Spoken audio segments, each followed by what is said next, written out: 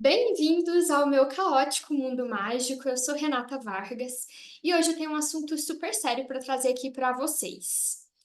Como já dizia o ilustríssimo ET Bilu, abre aspas, apenas que busquem conhecimento, fecha aspas. Poxa vida, é um marco filosófico na cultura brasileira. O nosso segundo ET mais pop do país falou isso lá em 2010. Eu não sou ninguém para falar disso, afinal, eu sou apenas uma médica com pós-graduação em psiquiatria que dedico boa parte do meu tempo ao estudo da fascinante mente humana. Porém, eu estou aqui hoje para debater sobre isso, porque, a meu ver, não basta apenas buscarmos conhecimento. E nos próximos minutos eu vou conversar com vocês para tentar apresentar o meu ponto de vista de por que esse conselho do ET Bilu estava incompleto, digamos assim. Bom, primeiramente, a gente precisa lembrar que existem conceitos diferentes. Buscar por conhecimento não necessariamente significa que a gente sabe aplicar esses conhecimentos. E aí a gente já tem uma diferença básica, até em termos de teoria mesmo, do que é ter conhecimento, do que é ter inteligência, por exemplo. Hoje em dia, nós estamos numa sociedade que tem muita disponibilidade de fontes para buscar conhecimentos. Nem sempre a gente acessa fontes de conhecimento verdadeiras. A gente também tem aí a onda das fake news e das notícias que são passadas, das notícias e das informações que são passadas de um jeito meio enviesado.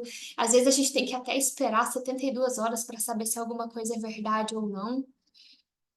E nem sempre a gente ter acesso a essa quantidade de informação e de conhecimento significa que a nossa vida está melhor e que a gente está mais apto a viver no mundo. Até porque um dos pontos, né, da busca pelo conhecimento é a gente às vezes ter muita coisa dentro da cabeça e não saber elaborar, e isso nos gerar mais sofrimento, mais ansiedade. E outras vezes é simplesmente a gente estar ocupando espaço aqui da memória e sem ter função de operação para esses conhecimentos. Um segundo degrau que eu acho até mais interessante do que a busca pelo conhecimento seria a busca pela inteligência. A inteligência, a gente tem alguns fatores que são individuais, algumas pessoas possuem inteligência, flexibilidade maior do que outras para desenvolver isso, o que não significa que todo mundo não possa buscar pela busca da inteligência. E a inteligência é justamente a gente ter conhecimentos, saber raciocinar com eles para resolver problemas. Então, a gente não tem só um amontoado de informação como se a gente fosse apenas uma enciclopédia. A gente consegue resolver problemas, a gente consegue fazer reflexões na vida e utilizar esses conhecimentos que a gente adquiriu. A inteligência, hoje em dia, a gente observa que também tem uma galera muito boa nesse campo. Só que a inteligência também nem sempre vem acompanhada de uma noção de vivência global, de vivência em comunidade. Nós temos aí algumas personalidades que são muito inteligentes, que têm muito conhecimento, que sabem aplicar esses conhecimentos, mas são essencialmente egoístas. Às vezes em busca só de fama própria, dinheiro próprio, às vezes em prol de um grupo até um pouco maior. Só que nesse rumo de inteligência e de resolução de alguns problemas, essas pessoas ignoram que a nossa vida, o nosso bem-estar, ela passa muito além do que só resolver problemas da nossa bolha. Então, vamos dar um exemplo aqui bem prático do que eu estou falando. Pessoas inteligentes que desgastam a natureza para obter aí matéria-prima para produções, etc. Poxa vida, é uma inteligência meio burra, né? Porque a gente destrói o planeta no qual a gente vive, a gente prejudica a condição do ar que a gente respira, da água que a gente bebe, da comida que a gente come. É uma inteligência, mas ela é limitada em termos de população, de humanidade, de coletividade e de prosperidade da nossa espécie. Um terceiro degrau, se a gente for pensar aí nesses termos mais de conceitos, seria a sabedoria. A sabedoria, aqui nas minhas pesquisas, que eu andei lendo um monte de coisa, eu andei vendo alguns vídeos no YouTube, e eu vi algumas definições de sabedoria bem diferentes. Eu vi algumas que passam até por um lado mais espiritual, que a sabedoria seria um dom recebido de Deus, do Espírito Santo. Mas se a gente for levar para um lado mais científico mesmo, a sabedoria seria a gente saber fazer reflexões, fazer orientações de resolução de problema, só que pensando num equilíbrio. Então, seriam resoluções de problemas que seriam viáveis para a pessoa que está resolvendo, mas também para o entorno dela, e não seria restrita a uma bolha. Ainda assim, eu acho que é uma definição ainda muito pequena em vista do que a gente pensa do que é sabedoria. Pessoas sábias, em geral, a gente tem uma imagem pré-definida na nossa cabeça. A maior parte das pessoas pensam em sabedoria apenas relacionado à idade, então pessoas mais velhas seriam mais sábias. A meu ver, isso não é exatamente correto também, porque algumas pessoas elas envelhecem, elas passam por diversas vivências ao longo da vida e não aprendem absolutamente nada. Tem gente que adquire aí um monte de experiências, de traumas e continua repetindo até morrer. Pode morrer ali centenário, cometendo os mesmos deslizes humanos e sem ter florescido como um ser humano. E existem pessoas que tiveram baixo acesso a experiências pessoais, baixo acesso a informações, mas desenvolveram sabedoria. A sabedoria, ela não vai implicar só no seu tempo de vida e nem na quantidade de informação que você coletou e nem na quantidade de experiências. A sabedoria ela é um desenvolvimento pessoal, um esforço pessoal de dar significado real. E se esse significado que primeiro você acha uma resposta, na hora que você joga isso para frente, você percebe que aquilo não era exatamente tão sábio, o verdadeiro sábio sabe pegar e falar: nossa, eu estava errado naquilo, vamos repensar o que que isso pode ser. E aí entra uma outra característica de sabedoria que eu vi em algumas fontes que eu pesquisei, que eu super concordo. Um sábio, ele tem muita possibilidade de reconhecimento de erros pessoais, de erros coletivos, não que ele esteja fazendo um julgamento, mas a pessoa com essa postura mais sábia e a pessoa que está se exercitando nesse rumo, ela consegue fazer observações mais complexas e com menos pré-determinações. Então, ela não vai pensar, porque eu sou a pessoa mais gabaritada em tal assunto, automaticamente tudo que eu falar está correto. Não, a sabedoria ela inclui aprender sempre com outras fontes e ver os seus próprios erros, os seus próprios deslizes.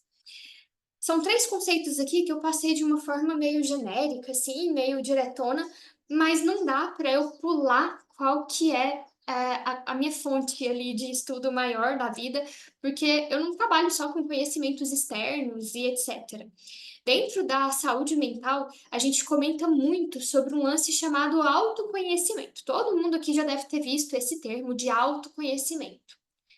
Trazendo para essa reflexão que eu estou fazendo hoje, eu também acho que o paralelo é válido. Quando a gente busca apenas autoconhecimento, isso não necessariamente nos torna pessoas com uma vida melhor, não nos torna pessoas com qualidade de vida superior e não nos faz florescer para a vida. Isso porque a gente tem uma bagagem de conhecimento teórico que a gente vai acumulando, seja por cursos, seja por terapia, seja por levar na tarraqueta mesmo. A gente pega tudo isso e chama de autoconhecimento. Mas se a gente não sabe utilizar esse autoconhecimento para nos moldar e para fazer modificações de hábitos e de pensamento suficientes para melhorar a nossa qualidade de vida, não está adiantando nada a quantidade de conhecimento que a gente adquiriu. E aqui eu vou entrar até aqui numa modinha assim meio problemática, e desculpe quem doer, mas a gente entra na famosa frase: ativou o meu gatilho. Isso me deu gatilho. Eu vou trazer aqui a minha opinião sobre as pessoas cheias de gatilho que a gente está tendo aí pelas redes, tá? Em primeiro lugar, eu acho super válido que todo mundo tenha mais conhecimento sobre saúde mental. Todo esse trabalho que nós, médicos, terapeutas, temos feito em rede social está fazendo efeito para uma galera. Só que a galera dos 1001 gatilhos ativados por 1001 comentários de rede social, comentário do outro, atitude do outro, essa galera tem só autoconhecimento, mas não tem sabedoria nenhuma. Sinto muito, galera do gatilho, mas vocês não estão terapeutizados. E a evolução de vocês parou num ponto de vitimização.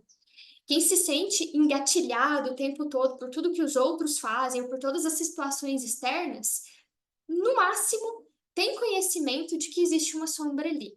Mas essas pessoas não estão trabalhando para a integração disso. Essas pessoas simplesmente querem falar: isso me deu gatilho, tira isso da rede. Apaga esse vídeo porque me deu gatilho. Desfala o que você falou porque me deu gatilho. A sua presença me deu gatilho. Saia daqui, por favor. Não é resolução de problema e não é integração de sombra. Se você identifica algo que te gera um mal-estar, isso deve ser levado para o seu processo terapêutico para ser trabalhado a ponto de chegar num nível de que aquilo seja reconhecido, que já tenha sido um trauma seu, uma vivência difícil, mas que não mais te incomode. O mundo de fora, ele não está o tempo todo tentando nos ferir, até porque a gente é uma pequena partícula nesse universo. Quando a gente se sente demasiadamente ferido por tudo, não é sinal de autoconhecimento, não é porque eu sou uma guru de mim mesma e sei reconhecer meus gatilhos. É porque eu estou num processo de vitimização quase infantil, porque a criança ela ainda não tem tantas ferramentas realmente para trabalhar com as situações difíceis. A partir do ponto que a gente vai ficando mais velho, a gente precisa desenvolver essas habilidades. Então, mais uma vez aí, desculpa se eu causei gatilho em alguém falando sobre os gatilhos, mas fica a dica. Conversa com a sua terapeuta, conversa com o seu psiquiatra, trabalhe isso melhor na sua mente, porque reconhecer gatilho é só um passo na sua evolução pessoal. E se eu tô falando que autoconhecimento não vale, o que eu tô querendo dizer, em que ponto que eu tô querendo chegar nesse vídeo? Simples. Da mesma forma que eu falei em conhecimentos gerais, eu acho que a gente tem que passar por aquele ponto da inteligência, da gente saber reconhecer o que nos causa algum tipo de sofrimento, saber reconhecer que existem ferramentas que podem ser utilizadas para a gente melhorar em relação a esse sofrimento, e aqui a gente estaria no estágio da inteligência, da autointeligência, sei lá, nem sei se esse termo existe, mas a gente saberia fazer um bom uso disso. Voltando ao exemplo aí dos gatilhos, acontece uma coisa, me deixa ansiosa fora do meu limite. Opa, isso aqui me ativou de uma forma que não deveria ter ativado. Que ferramenta que eu tenho para utilizar? Tal ferramenta. Eu vou, faço um esforço e junto ferramenta com problema e busco uma solução para eu viver melhor.